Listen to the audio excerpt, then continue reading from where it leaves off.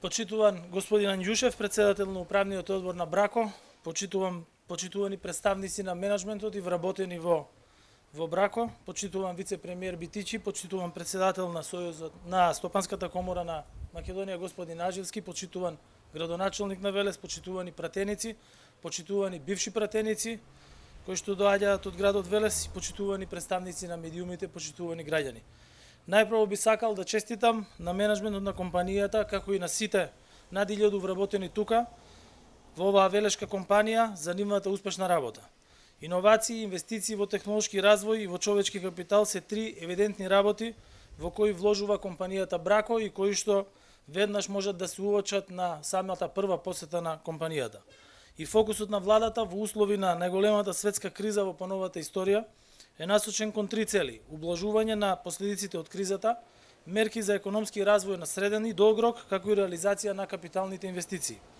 Сите овие цели со заедничка посветена работа на владата, коморите, синдикатите, експертската јавност, како и со поддршка на меѓународната заедница водат кон севкупен економски развој на државата.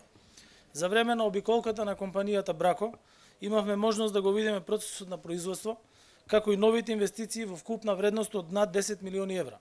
Станува збор за нова производствена хала наменета за жичани производи, фотоволтаична централа за потребите на фабриката, како изградба на нов производствен погон и нова управна зграда на компанијата.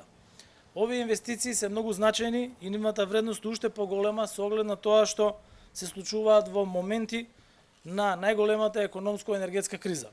Новите инвестиции дополнително значат и раст на бројот на работни места, како и на тамошно осовременување на производствените капацитети. Од над 1000 вработени во Брако, 150 се инженери, додека останатите се со најразличен образовен профил. Имајќи го овој предвид, просечната нето месечна плата во фабриката изнесува над 30.000 денари, што е над државниот просек.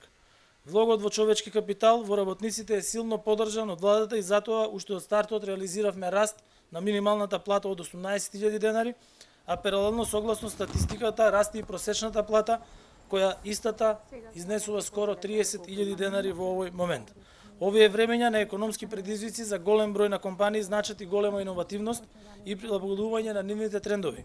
Инвестициите во човечки и во машински капитал и ресурси несомнено придонесуваат за зголемување на продуктивноста и квалитетот, што на крај ќе резултира со подобра конкурентност и подобар пласман на производите.